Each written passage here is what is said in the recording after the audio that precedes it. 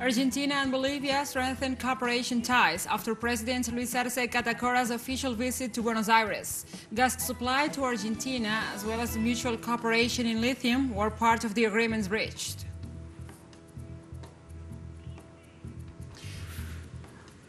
Russia called its expulsion from the United Nations Human Rights Council an illegitimate and politically motivated.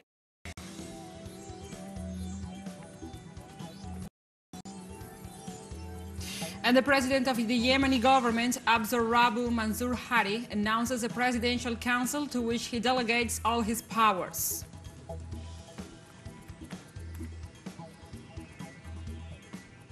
Hello, welcome to From the South. Gladys Quesada from the TeleSUR studios in Caracas, Venezuela. We begin with the news. Stay with us.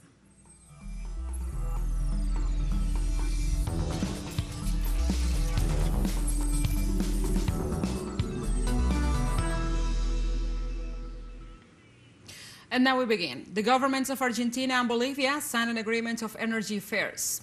The agreement was signed by the President of Argentina, Alberto Fernández, and Bolivia, Luis Arce Catacora, after a meeting at the Casa Rosada in Buenos Aires. At a press conference, the Argentine president explained that through this agreement, Bolivia guarantees the gas supply for the country. Although no information related to the commitment was released, it was known that Buenos Aires will pay an emergency price for the service. In turn, President Arce affirmed that the two governments also wish to co-sign agreements related to lithium.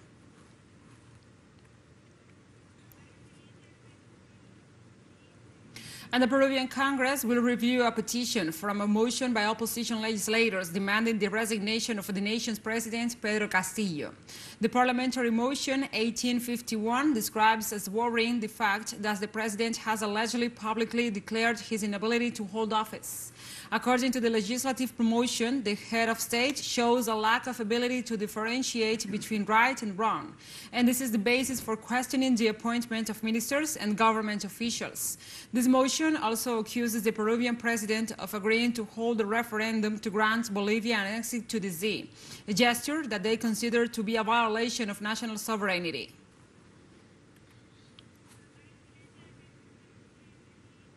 And the transport strike continues in Peru. Protesters from different regions maintain road blockades in the south of the country. The government of Pedro Castillo has declared a state of emergency on the national road network for at least 30 days due to continuing demonstrations and road blockades in regions such as Ica and La Libertad. During this time, the national police, together with the army, will maintain internal control according to the decree published in the country's official gazette on Thursday morning. The transport workers' strike has intensified, and there have been incidents between demonstrators and police and security elements in the last few days. The Minister of Justice, Felix Chero, assured that there are infiltrated groups in the recent demonstrations.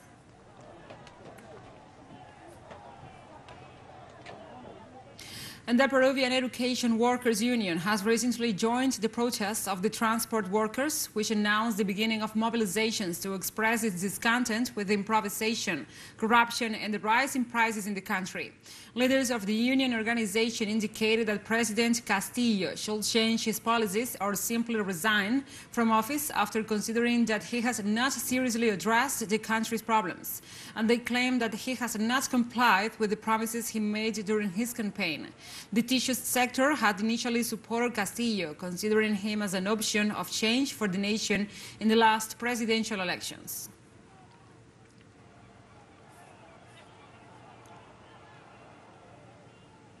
And Colombian authorities reported at least 11 people dead, 7 missing and 10 injured due to torrential rains in a mining camp located in the Antioquia's municipality of Abriaqui, in the western part of the country. The Risk Management's Administrative Department reported that the catastrophe occurred in La Antigua Road due to the risings in the water level of La Mina River, caused by heavy rains, which also destroyed the first level of El Porvenir camp. Clarify that this is a phenomenon associated with high rainfall. Possibly a landslide has occurred that has generated a dam. The La Mina stream passes through the Porvenir mine. We did not have a warning system. The information they gave us is that it's a mine with all the systems in place, with all the legal requirements. Since last night, we've had firefighters from different municipalities about 16 firefighters from different nearby municipalities in the sub-region that are supporting this whole rescue process. We have to clarify that this is a phenomenon associated with social communicators and opposition representatives in Congress reject the penal code reform for considering that it restricts the right to freedom of press. The government's initiative establishes 10 to 15-year sentences for those who reproduce and transmit allegedly gang-originated messages that could generate anxiety and panic among the population. The Journalists Association considers that the measure is a clear example of censorship as it prohibits showing what is happening in communities controlled by illegal groups. Representative for the Vamos Party, Claudia Ortiz, assured that this reform could place gangs and journalists at the same level. It seems to me that the proposals approved yesterday are tricky reforms. There is a trap there because the ordinance puts both gangs and the media and journalism in the same place, and they are very different. Puerto Rico suffered a massive blackout on Wednesday due to a fire at the South Coast Power Plant. The island's electric power authority indicated that a breakdown in 2 units at the South Coast Power Plant affected power generation at the plant and stated that the blackout was potentially caused by a circuit breaker failure. Authorities stated that they have not been able to determine the exact cause of the failure and that the service is being progressively restored in several sectors. The fire departments of the municipalities of Ponce and Guayanilla were able to extinguish the fire and are now working to cool it down.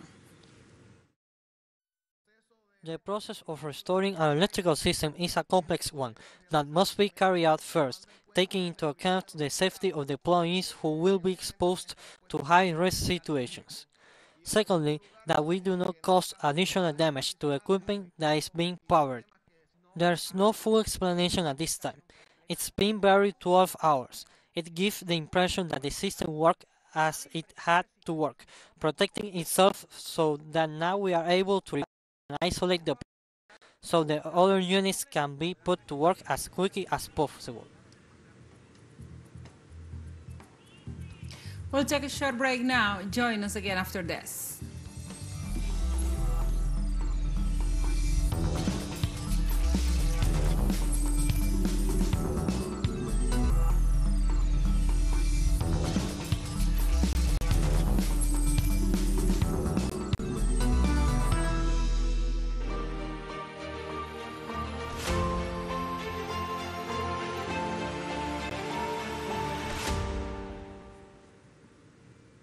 Welcome back. The Russian Foreign Ministry described its expulsion from the UN Human Rights Council as an illegitimate and politically motivated step. The head of the Russian diplomacy, Sergei Lavrov, described the decision as a challenge to a sovereign state with an independent domestic and foreign policy. In the same line, the Kremlin spokesperson Dmitry Peskov asserted that the Russian Federation will continue to defend its interests through all legal channels and to express its opinions before the world. Russia's withdrawal from the Human Rights Council is based on the controversial events in the Ukrainian city of Bucha, where human rights violations by Russian troops were reported, a version that Moscow qualified as a Western fabrication.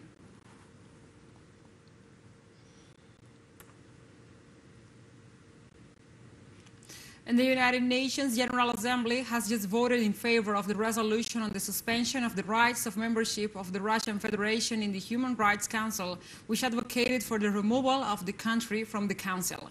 The resolution was approved with a total number of 93 countries in favor, whereas 24 countries rejected it, while 58 abstained from voting. The resolution came after a request of the United States due to alleged crimes committed by Russian forces in Ukraine. In this context, the Deputy Permanent Representative of Russia to the UN, Dmitry Polyansky, pointed out that such actions could have destructive consequences for the organization as a whole.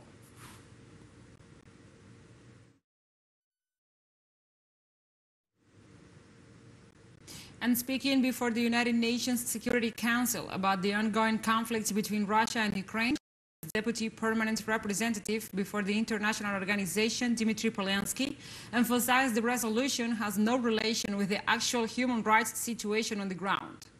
In fact, the draft resolution we're considering today has no relationship to the actual human rights situation on the ground. I would like to repeat or quote our note, which the ambassador mentioned. What we're seeing today is an attempt by the United States to maintain its dominant position and total control, to continue its attempt at human rights colonialism in international relations. Russian intelligence services confirmed that the United States is trying to prolong the conflict in Ukraine as much as possible to further its interests. The head of Russia's Foreign Intelligence Service, Sergei Naryshkin, accused the United States of infiltrating armed fighters to support and organize clandestine terrorism in Ukraine. Naryshkin ruled out that the White House and most NATO members will have ever engaged in the military confrontation with Russia in the Donbas region, and stressed that the West is not prepared to go beyond moral and material support for the Ukrainian authorities.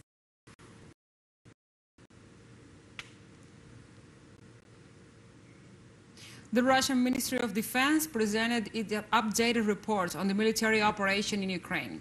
They confirmed that in the last hours, the troops of the People's Republic of Donetsk have liberated the locality of Sladovkie in the east of the country. According to the information provided by Defense Ministry spokesperson Igor Konashenkov, 4 fuel storage bases near Kharkov and Nikolaev, Zaporozhye, and Chuguyev were destroyed at night with the use of high-precision missiles. Since February 24th, when the Russian military operation in Ukraine began, Russian forces have destroyed 125 aircraft, 93 helicopters, 413 drones, 1,987 tanks and other armored vehicles, 218 multiple rocket launchers, 227 missile systems, and 886 artillery units.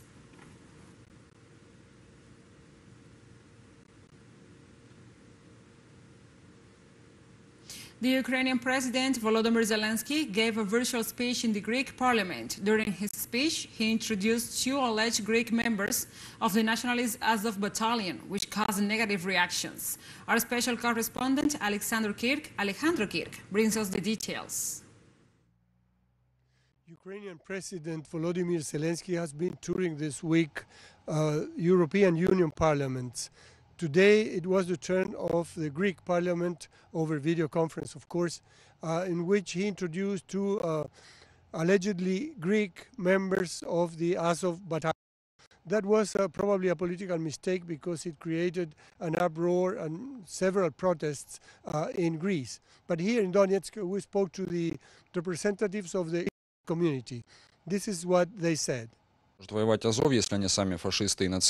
don't know what kind of fascists Azov can fight if they themselves are fascists and Nazis, and you can see it all in the videos, where they are with the swastikas and so on.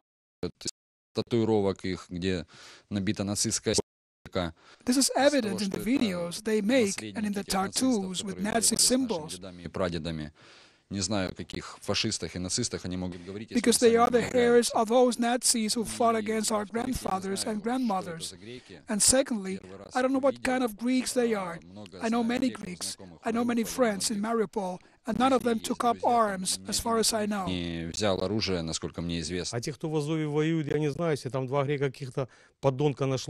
Those who are fighting with Azov, I don't know who they are. If they are 2 bastards, they are next to the cloud, it's their problem. I think there will be a reckoning for all their sins before their own people, and whatever they did, they will be punished sooner or later. They said something about fighting fascism, not true nationalists and fascists. That's what they are. Who did your grandparents fight with? My grandparents fought against fascism, for example, against Hitler, against German fascism. That's it from Donetsk, speaking here with the Greek community. Thank you, Alejandro, for this report. And now we move on to other topics, another news brief. We have more news coming up.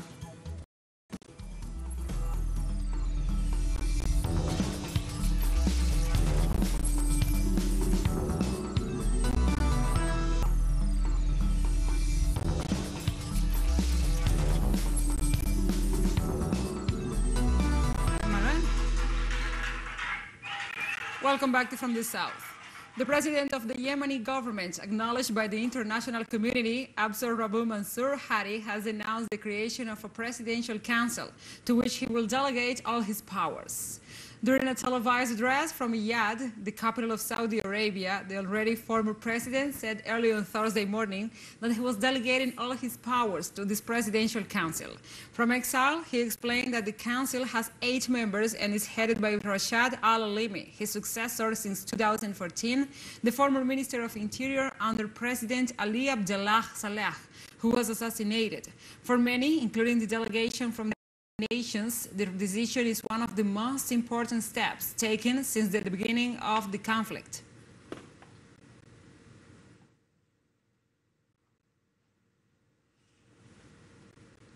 This Thursday, Rwanda commemorates the events of the 7th of April 1994, a genocide that left between 800,000 and 1 million dead.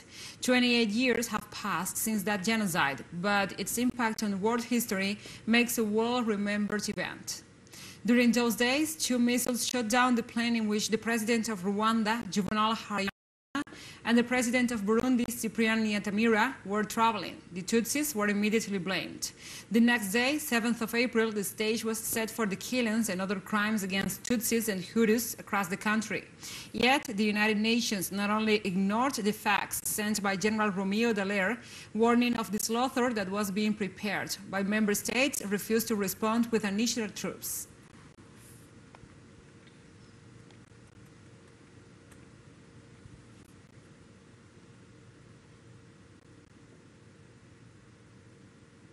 And the government of Iran announced that it will soon regain access to a large part of its foreign currency assets frozen in foreign banks. According to local Iranian media, the release of the funds comes within the framework of a new agreement on the sidelines of the negotiations on the 2015 nuclear deal. According to the funds amount to over $512 million, which the United Kingdom gave to Tehran last month to cancel a previous debt. Most of Iran's funds abroad have been frozen in banks in South Korea, Iraq, China, Japan, and India because of the U.S. sanctions.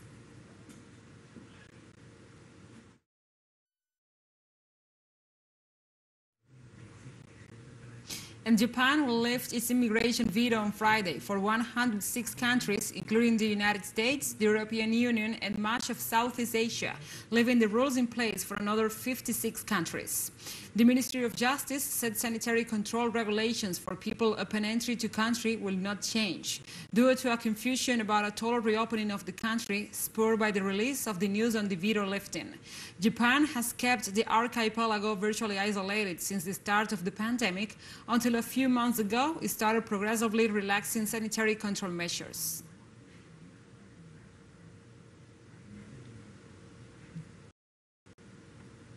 On Thursday, the Chinese government categorically rejected the U.S. decision to approve the supply of Patriot missiles to Taiwan and reiterated that it is a serious violation of the One China principle. Beijing said that Washington's decisions, like supplying weapons, have seriously interfered with China's internal affairs and damaged China's sovereignty and security interests. Meanwhile, China's Ministry of Defense spokesperson Tan Kefei said in a statement issued by the Defense Ministry that the U.S. ought to respect the One China principle and the 3 China-U.S. joint communiques. The Chinese Ministry of Defense also urged Washington to immediately suspend arms sales to Taiwan and terminate military ties between Washington and Taipei to prevent further deterioration of relations between the 2 countries.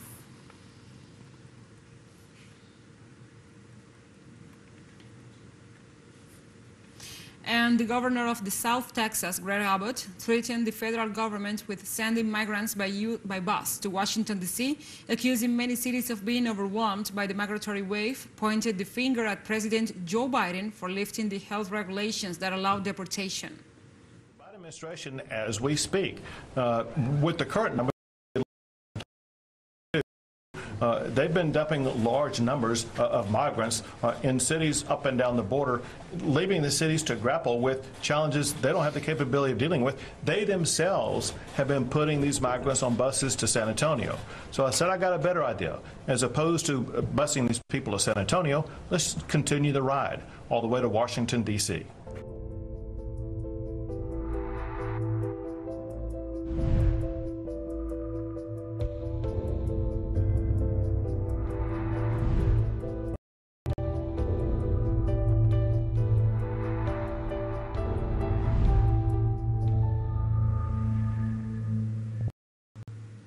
And now we address other topics. Japan will lift its immigration veto on Friday for 106 countries, including the United States, the European Union, and much of Southeast Asia, leaving the rules in place for another 56 countries.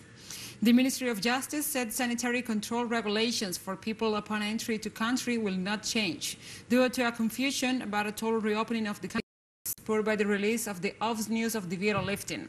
Japan has kept the archipelago virtually isolated since the start of the pandemic. A few months ago, it started progressively relaxing sanitary control measures.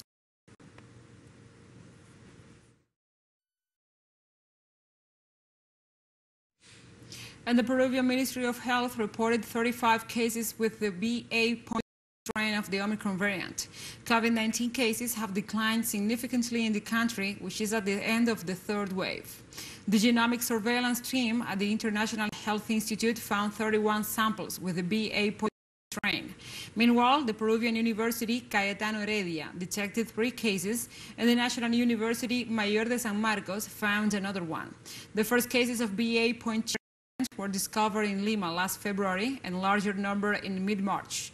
This new strain is considered to be more transmissible than the Omicron variant, and it has increased swiftly in Europe and Asia. In South America, it has been detected in Brazil, Chile, Argentina, Colombia, Ecuador.